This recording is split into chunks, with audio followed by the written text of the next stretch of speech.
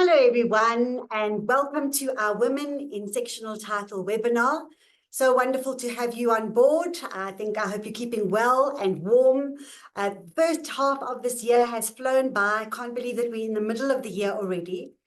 Exciting news for the second half of the year is that the National Association of Managing Agents is hosting their seventh annual conference, seventh conference, not annual, and they'll be hosting that on the 17th and 18th of October. That will be at the Premier Hotel in Umhlanga. I'm sure that a lot of you will be there, hopefully, and if you're not there, get yourselves there, because that's really the place where we have exhibitions and stands and lots of people chatting about various things. So if you need more information, please do contact us here at Women in Sectional Title. Thank you again as well to our sponsors who are front and center of the community scheme space. We'd like to show our appreciation to ZFIN, Sectional Title Solutions, PKF Octagon, We Connect You, and Multiprof. Thank you for your support, guys. So today we are speaking about lifelines to bodies corporate as well as to trustees. Before I introduce our guest to you from Sectional Title Solutions, we really need to pose the question, why is it so important to push back against failing buildings in our industry? Why is it so important to keep asset value in our buildings? And I think Hernando de Soto, who's a Peruvian economist, says it best when he says that property rights are entrenched in a successful property rights are entrenched in a successful economy. And I think it's important because without title deeds, you can't leverage wealth. Without being able to obtain mortgage bonds through banks, you're not able to generate income and growth. So it's important for all of us to keep this in mind and to see how we're going to protect our most precious asset values in all those buildings across South Africa, across our country. So let me take the opportunity to introduce you to the guest today from Sectional Title Solutions. He's a valued colleague of mine and the Chief Legal Officer at Sectional Title Solutions. Hello, Fausto Di Palma. Hi, Marina. Thank you very much for having me again and for inviting STS onto your platform. It's a great pleasure. Thank you again for all your support. Now, before we start talking about distressed buildings and all the funding options and what do you do as trustees when you're in the situation, I'd also like to talk to you about lifelines to poor trustees, because certain trustees are in the firing line. Certainly in my practice at the moment, I get questions like, can you sue a trustee? What about indemnity insurance? What about if trustees are sued by an owner and who pays their legal fees? Things like that. So I'd like to just unpack that and with you, if that's okay. And maybe we can just start by asking you, how does statutory indemnification protect trustees? Thanks, Marina. So first of all, we love and support Women in Sectional Title and know that you always bring very good topics to the forefront of our minds, as you have today as well. So ultimately, to answer your question, statutory indemnification under the prescribed management rules ensures that trustees are not personally liable for costs arising from their official duties, provided they act in good faith and within their authority. This indemnification, it covers expenses and liabilities incurred in the bona fide execution of their duties. But complexities can arise with indemnification insurance, as the extent of coverage for legal costs depends entirely on the specific wording and details of the insurance policy itself. And trustees and bodies corporate must carefully review and understand their insurance policies to ensure adequate protection and address any potential gaps. That's what I would say. Okay. And what about, how can bodies corporate better support their trustees when they're faced with legal challenges? Because it's a balance, isn't it, between that and effective governance? Absolutely. So bodies corporate, in our view, can support trustees by maintaining indemnification insurance that protects both the trustees and the administrative fund of the body corporate, because that's the fund ultimately out of which any expenses that they are indemnified for will come out of. The body corporate should consider creating a policy to perhaps incorporate into the conduct rules or as directives to the trustees at a general meeting, to guide trustees on the appropriate steps to take when they need to defend themselves and when they anticipate that they may seek indemnification for legal fees expensed in their defenses.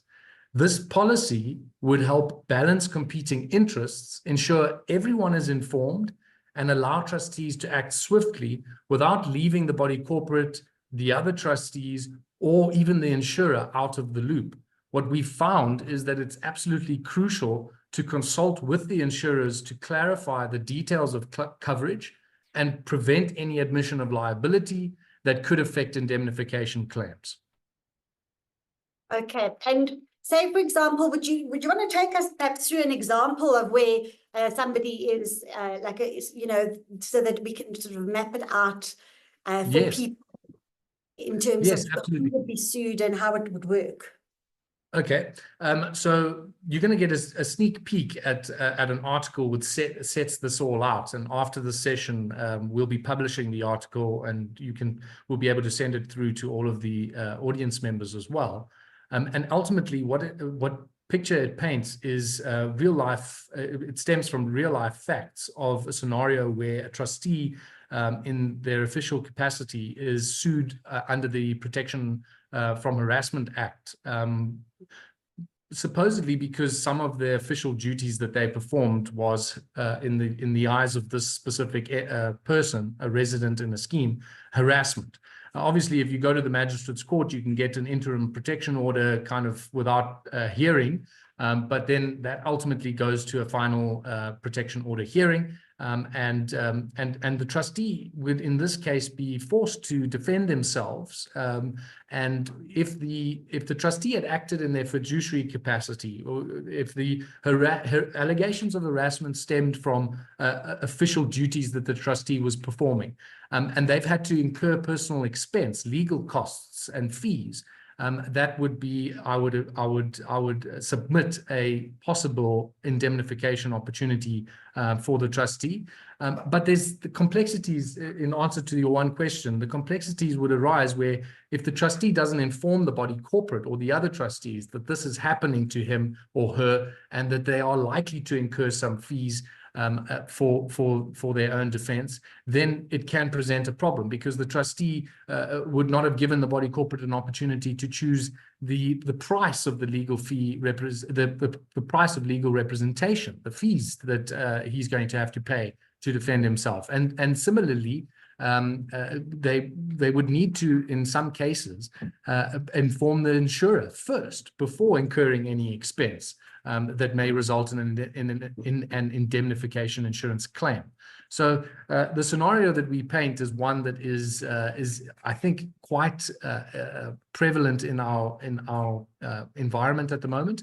A lot of people think that you can go to the magistrate's court for any old thing when it comes to the Protection from Harassment Act, and that's firstly not always the case, and secondly, if you do it against a trustee, it may actually involve an indemnification event. And there are quite a few of those. I know in a building here in Bedford View, we had a trustee who was taken on, at the magistrate's court as well, because he raised his voice at another owner. And, it was about something that the owner wasn't doing correctly in terms of the conduct rules. And that was all very well and good. And I mean, that there could be cover for that. But then if you take that one step further, what happens if that trustee lost his temper completely? And defamed the other guy in front of everybody, and where do you draw the line where it's official duties, and then when it's out of control, you shouldn't have behaved like that, you shouldn't have breached your fiduciary duty of care and skill and diligence by shouting 100 expletives of somebody. So I think it's like a bit of a it's a gray area, I would say, isn't it? Yes, it definitely is, and it really comes down to the factual matrix. I mean, if that was the case, and the trustees were sued, the trustee was sued for defamation or harassment, and the allegations were proven to have stemmed from, you know, an act that wasn't his official an official act, or he wasn't acting you know, in a bona fide way, then I don't think that that trustee would be entitled to indemnification from the body corporate, because ultimately it wasn't you know, stemming from his official duties. Similarly, it can complicate matters if the trustee is not the only respondent or defendant. Sometimes multiple defendants will be sued by an individual who's maybe disgruntled in the scheme, and those other individuals are not trustees, and maybe it was an altercation that involved other people, and the question it will be a question of fact whether or not that trustee is entitled to indemnification. And that's why it's super important to inform the body corporate and the board of trustees beforehand, hence the recommendation of a policy. And that policy should also ensure that the insurer who the body corporate has an indemnification insurance with is informed in accordance with the policy, so that there's no admission of liability that could result in a repudiation by the insurer, and the insurer may have themselves a procedure that has to be followed in terms of that policy. So a very, very interesting, it's a very small part of the act that not everyone looks at, but it's a very interesting one and quite complex when you look at some factual matrices. Yeah, absolutely. And the thing is, it can't be too easy to sue trustees, because, and if you don't have the indemnity, I mean, who would want to be a trustee at the end of the day? You know, you're putting yourself out there, and already you've got higher onus. Because I just want to clarify, before the Sectional Title Schemes Management Act, this is just for all the listeners here, Fausto, I know you know this, but before the act, you could sue trustees in their personal capacity if there was gross negligence on their behalf. For example, not having a fire hydrant on each floor in terms of the Occupational Health and Safety Act, not insuring the building. That was a kind of gross negligence. And if they were convicted for fraud, and those were the two things. Then after the act became a lot broader. So now if you breach your fiduciary duty as a trustee, you could be sued personally. And that's where the indemnities side of things comes in. So yeah, thank you. Thanks, Fausto. Thanks for clarifying that. Okay, now we go on to the really important stuff. The critical issues, the bigger picture, these distressed complexes. And you know, you and I both know we're seeing them a lot at the moment. Yes. What are how are we going to look at funding solutions? I mean, maybe we could start from a place of raising special levies, because that's what comes to top of mind. Okay, I'm a trustee. How are we going to deal with this? Let's just raise special levies. Do you want to take us through the pros and cons of raising special levies? Yes, thanks, Marina. So again, another sneak peek at a little article that we've written on this that will be supplied to the audience after the session and published on our website. So I think the way we took our explanation on special levies is from an advantages and disadvantages point of view. Raising special levies has its advantages, particularly for bodies corporate. And trustees have the statutory authority to raise special levies by trustee resolution for unbudgeted expenses. And they can do so directly by providing the necessary funds without the body corporate incurring a debt. So raising the special levies doesn't involve the incurring of any debt. This approach, though, saves on interest and other charges. And we know that the successor in title of a unit in the scheme becomes liable for the pro rata payment of such special contributions from the date that unit ownership has changed. However, there are significant disadvantages, including the financial burden that it places on owners, especially those on fixed incomes. So some of the owners may, in fact, have to borrow themselves and incur debt to pay special levies.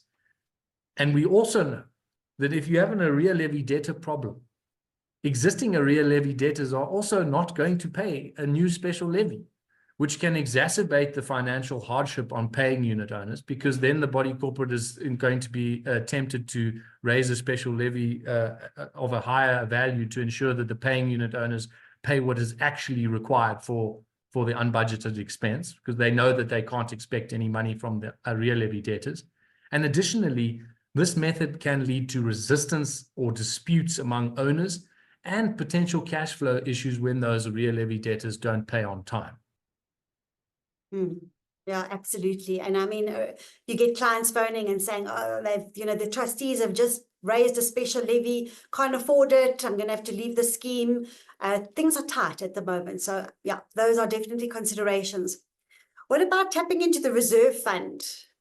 A bit of a dangerous area, but talk to us through that, what the pros and cons there. Thanks, Marina. So tapping into the reserve fund for us offers several benefits.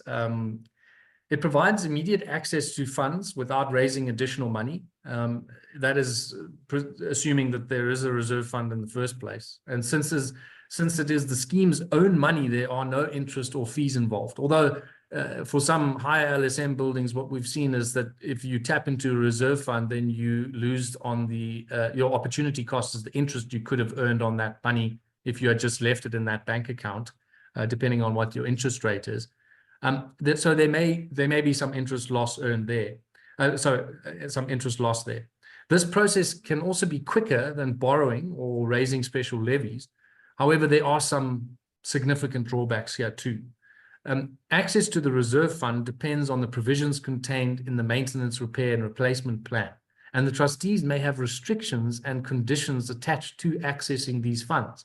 So depleting the reserve fund can leave the community scheme vulnerable to future unforeseen expenses and impact its financial stability. And depending on the wording of the MRRP, it may not, in fact, be possible to tap into that reserve fund. So, and there can be liability if you tap into the reserve fund without authority or in contravention of the MRRP. So it may not be, it may also not be sufficient for larger projects or unexpected major repairs, which will reduce the scheme's overall financial security. That's what I would say. And I just wanted to ask you, in practice, are you seeing reserve funds that are there? I mean, people have had enough time to kind of get their reserve funds in order. Do you find that they have?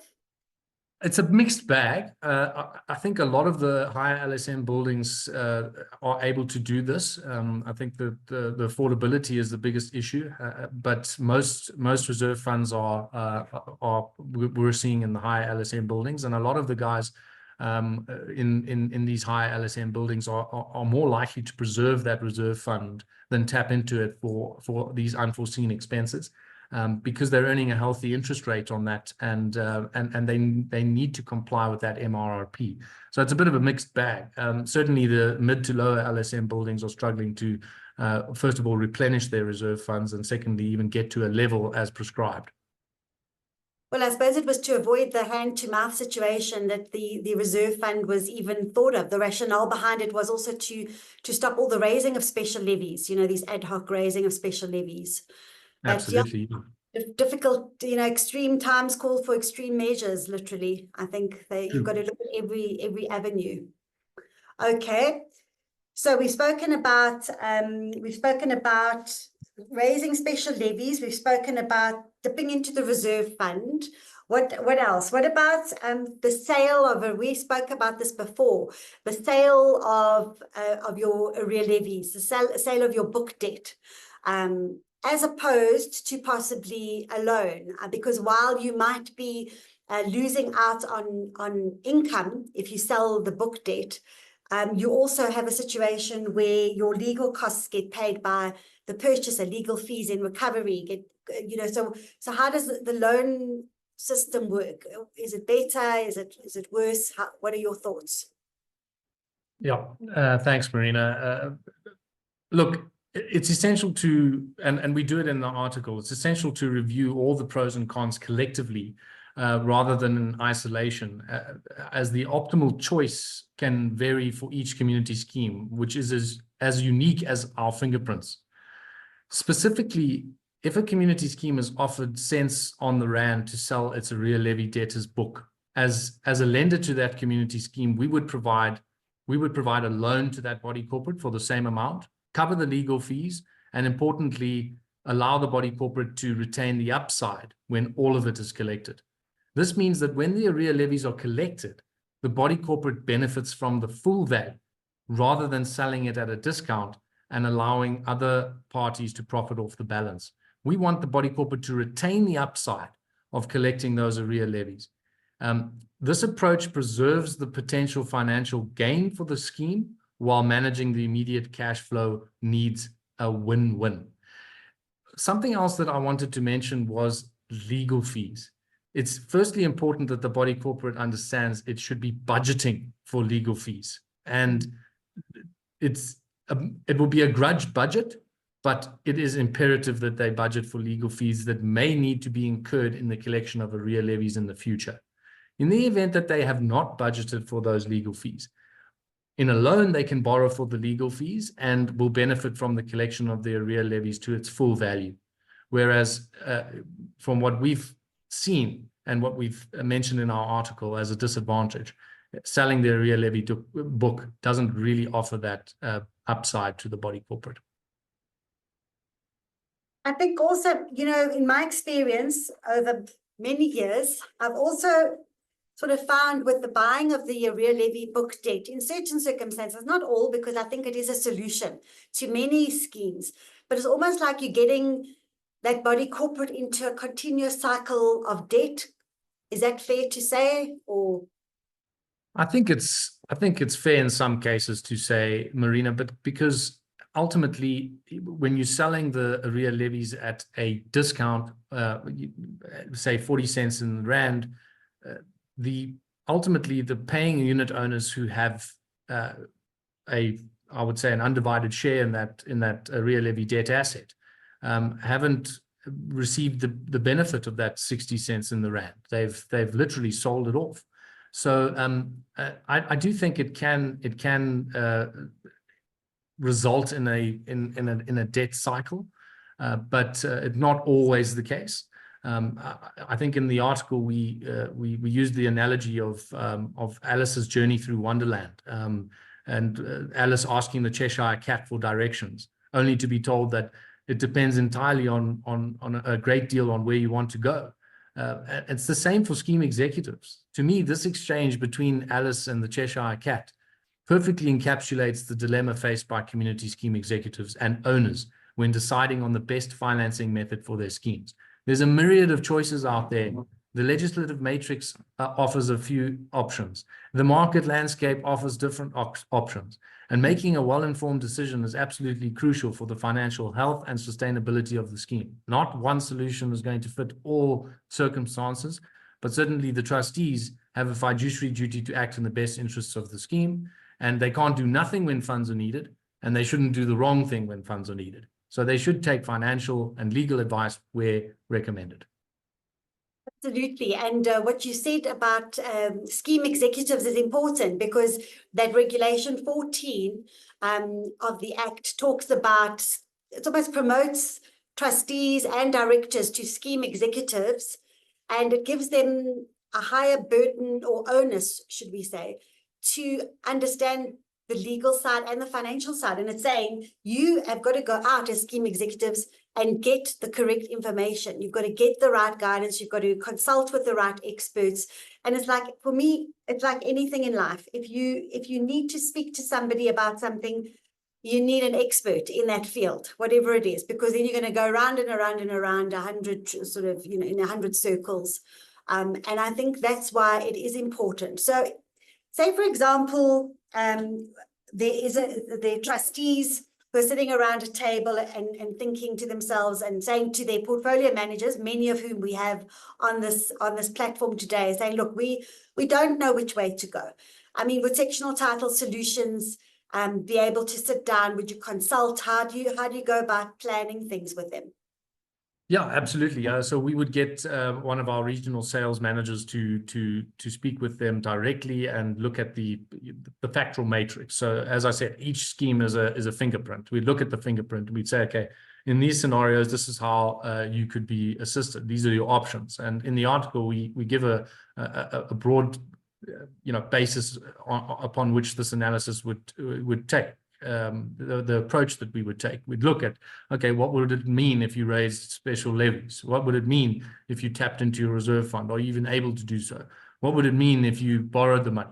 And we also talk about arrear levy insurance in there, in that article as well. What would it mean if you sold your arrear levies and ultimately find a bespoke solution for your scheme that makes sense financially in the long term, and also preserves the what we believe to be something of paramount importance, and that is the paying unit owners should be protected. They shouldn't suffer an immediate financial burden or any financial burden that is as any of these solutions take effect in an arrear levy debtor situation. When it comes to term loans and project loans and things like that for big projects, and there's no real arrear levy debtor problem, the solutions are a little bit easier to come up with because everyone is paying anyway. And often that's the approach that we take. But as the Chief Legal Officer, I don't attend those sessions, so it would be some of our regional sales managers, and they're experts at understanding the problems of community schemes from a financial point of view, and would be able to advise accordingly. And then certainly, if there's any legal aspects that the schemes would like to clarify, we're always available to assist in that aspect as well.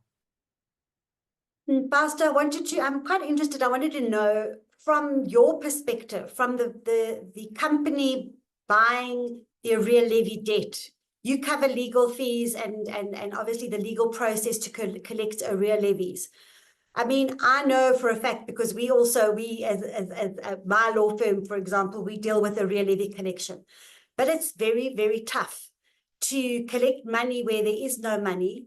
You know, and to cover yourselves. I suppose you've taken a calculated risk by doing that. But in my view, the space that we're in, it's just that you sometimes can't get blood out of a stone. I mean, what is the last resort from your side to get levies where there is no money there? Sure, it's a very difficult question. I just wanted to clarify. So our company does not buy arrear levy debts directly from community schemes. We would prefer to lend the money to the community scheme if they require the funding from an arrear levy debt perspective, and then finance the legal fees for the collection thereof, so that scheme can benefit from the full recovery rather than you know, selling it on and having that upside. But ultimately, it's so complicated, Marina, because you get to a stage where even if you sequestrate the individual who is in arrears, or if you liquidate the company who owns the property who is in arrears, you may end up with a shortfall. And it's a tough question, because how does a body corporate take on that risk? There is a risk to paying unit owners buying into a community scheme in the event that there is a shortfall in the recovery of arrear levy debts from their neighbors, because ultimately the body corporate is going to have to compromise potentially on the amount of arrear levies that is owed to it, on interest and or potentially capital as well, and that would leave a shortfall in the budget. So it's so complicated. If you get to a situation in collections where you've sequestrated and liquidated the individual or the company and you still have a shortfall, the sad reality is that the paying unit owners suffer in that scheme. And I would recommend that the only way is to do it quicker. And maybe there is a way that we can, as a community or as a legal fraternity, somehow get levy collections collected much quicker. The debt enforcement in the courts takes too long, and often there's this, I call it debtor protectionism, you know, from the bench in some cases. And, you know, CSOS also takes quite a bit of time to get these levy collections enforced. And then even with that judgment or that adjudication order, the execution process can take ages and often doesn't bear fruit. So the most important way to handle levy collections from our side is to do it early and quickly. We wouldn't recommend that the debt gets any higher than 20,000 Rand, and we wouldn't recommend that it stays older than 3 or 4 months before collection action starts. That's what I would recommend. Yeah, I think it's there's a lot going on there. And I think also from our perspective, selling a unit is just sometimes not even, you don't get the buyback. So you have to, the buy-in from the bank. So you have to go the sequestration route. But then if you spend the money to go the sequestration route, you've got to show benefit to creditors. And sometimes there just isn't that benefit to creditors. There's no equity.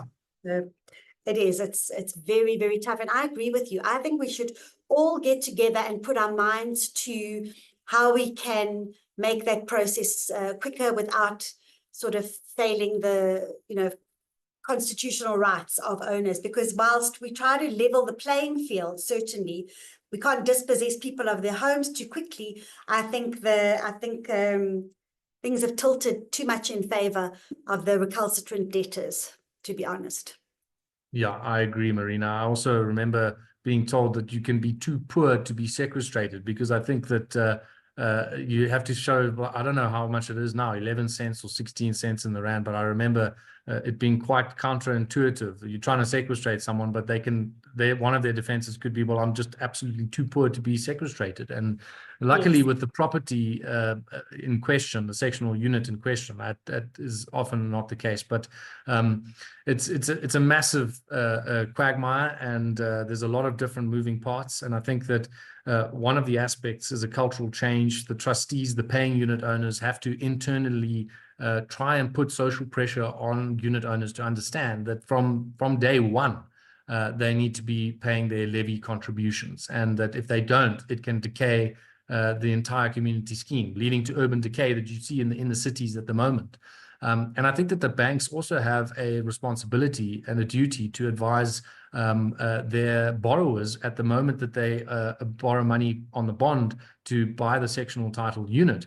They should be educated there at that level to say, hey guys, for example, when we bought our property, we were advised, hey guys, you need to get insurance. You're a buyer of a property, you need to get homeowners insurance. It's the same.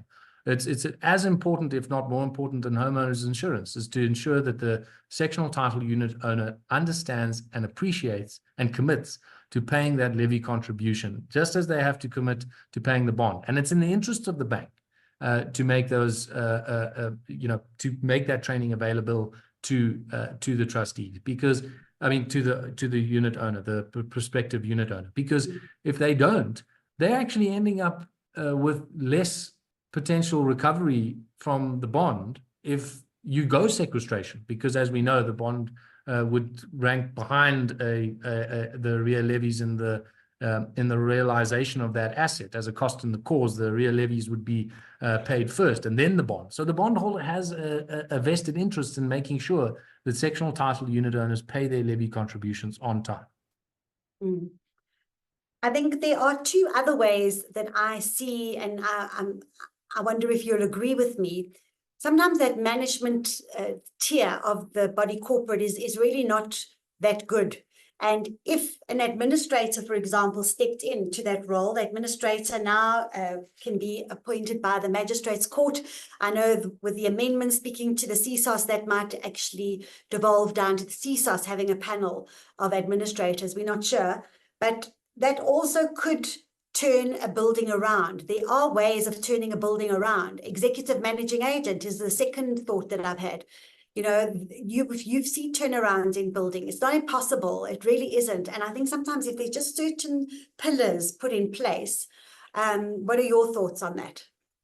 Yeah, also a mixed bag, and I'm so glad you raised the executive managing agent option as well, because from our perspective, we've seen a lot more success in the implementation of the EMAs and the way that the EMA conducts themselves in the Act, and in terms of the agreement with the community scheme. We've seen recent examples of EMAs turning schemes around, because ultimately trustees are volunteers. They don't have a lot of time. They're not being paid, and an EMA can come in and really just fix things up, have systems in place, make sure that debts are paid on time, and also enforce the levy debts quicker than trustees may be able or willing to do. So from an EMA perspective, certainly we have seen success there. Some of them are quite expensive. So it's again a budgetary pressure on the community scheme to appoint an EMA, but it comes with benefits that may far outweigh the cost of having that EMA. And then for administrators, slightly different attitude I have there. But first of all, I would welcome a CSOS panel of a CSOS panel of administrators, because I think that there aren't enough administrators in South Africa to take on the number of buildings that would require this kind of administration. I would say administration is one of the last resorts, but there are schemes in South Africa who have benefited from being under administration, and it's also expensive, yes, but in extreme cases of serious financial administrative mismanagement, if you can show the magistrate's court in your papers that the administrator has a more than reasonable chance of turning things around, then that's the first step. Then putting that plan of the administrator into practice is a lot more complicated and depends entirely on the fingerprint of the body corporate. But we just need more people willing to put up their hands to be administrators and to quickly resolve issues that the scheme faces, because we also know community schemes who've been under administration for 10, 15 years already. And it's not sustainable, especially for paying unit owners, new unit owners who want to come into the building. If it's under administration, it's already expensive. You already see that there's problems. So the administrator needs to come in, fix things on 2-3 year fixed period, and then hand over to trustees, again, willing to take on the problems that may not have entirely been resolved, but at least the administrator should be able to set the foundations, the systems required for long-term sustainability and compliance. And they, like everywhere, there are a few good administrators, and then there's some really abysmal administrators who have, in my view, actually milked the body corporate for whatever they could. And I think that's dangerous, really dangerous. On the point of executive managing agents, Fausto, just going back to that, the reason a lot of the managing agents as well haven't wanted to go into that sphere is because they sort of take on liability. But we know that there are changes in the pipeline with the Sectional Title Schemes Management Act, where there's an indemnity that will be granted to the executive managing agent, because I think the legislators have seen that issue, that we need these executive managing agents, but at the same time, firstly, they've got to charge more. And secondly, they don't want to be liable as a trustee would be liable under the same circumstances. So, yeah, I think we in for some interesting times. And I think hopefully, as we go forward, the bodies corporate will get themselves out of trouble slowly but surely. I think the banks have to become involved. I really do. Ever since I've started practicing sectional title law, we've always spoken about the fact that the banks actually don't show as much interest as they should. And that's something else that maybe we need to spearhead, is to get involved with the banks and say, right, you guys are it's easy to redline buildings, but what are you actually doing about it behind the scenes? Need to call out the banks. And I think that all in all, hopefully, let's just hope, if you look at America and the UK, maybe interest rates will come down at some stage during the latter part of this year, and it will spark some sort of energy into the property market as well to get the sales going in our buildings, because we desperately need some kind of energy in that space, in that field. Just for everybody who's listening, I do have copies of Fausto's articles. If you'd like them, just pop me an email, marina@bbmlaw.co.za. Fausto, would you like to give everybody your website address, so that you said it was going to be on your website as well, your articles? Yes, so the website is stsolutions.co.za, and if you just wait a few minutes after the session, I think Liesel, who's on this call, will be publishing it.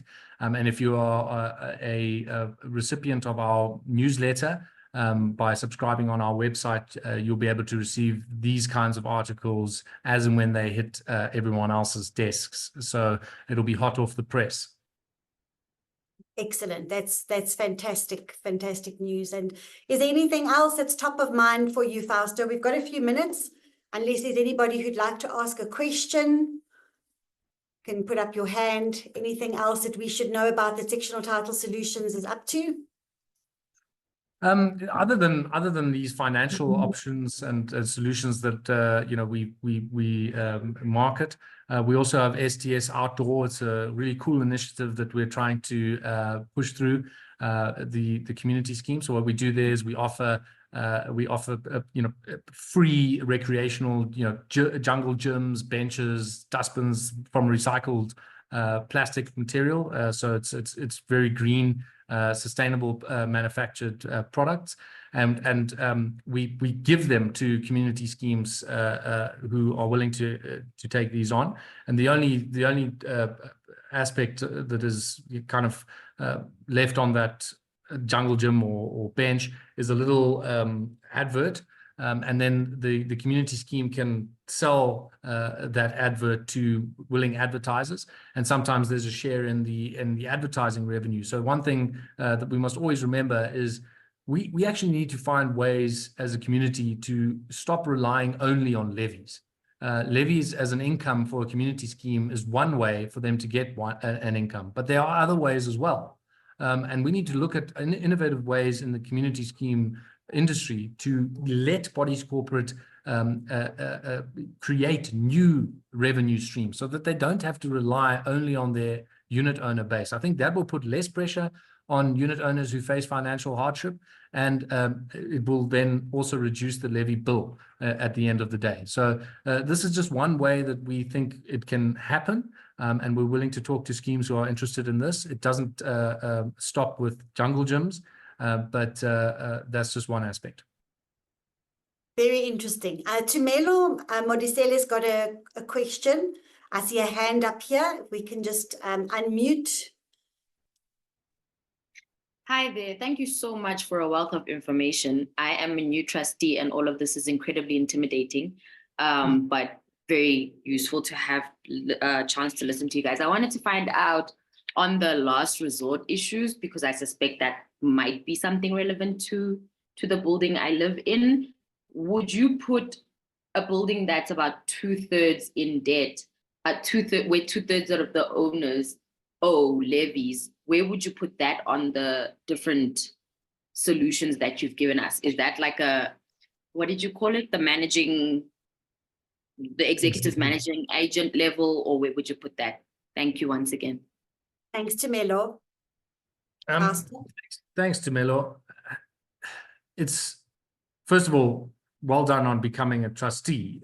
We need more trustees to be encouraged, and we need less discouragement to be trustees. So this talk was in no way trying to discourage you or give you any intimidating information, but it's always good to be well informed.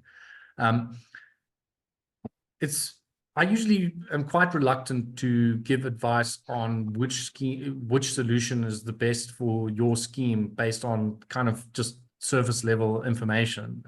If it's 2/3 of your scheme that's in arrears, I can say it's an extreme case, but it's a case that is becoming more prevalent.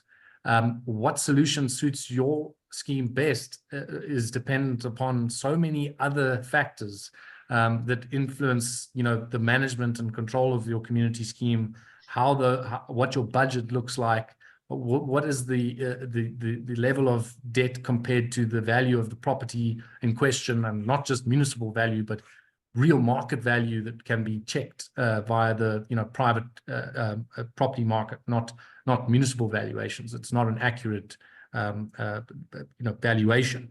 So my recommendation to you would be to speak to one of our regional sales solutions managers, and we can look at that in more detail and give you something that is more accurate. Because if I told you today that it was executive managing agent, I could be wrong. If the facts suggest that maybe an administrator is better, or maybe we could solve this without making any changes to the management structure. but simply looking at the financial aspects of your scheme. Thanks, Fausto. Andrew's also got his hand up. Yes, thanks very much for that. Thanks, Fausto. I just wanted to find out, in terms of a special contribution, it can only be raised for a necessary expense until it is able to be budgeted for the following year in the at the AGM when the budget is approved. Does that mean that one can't carry through a special levy or a special contribution amount into a new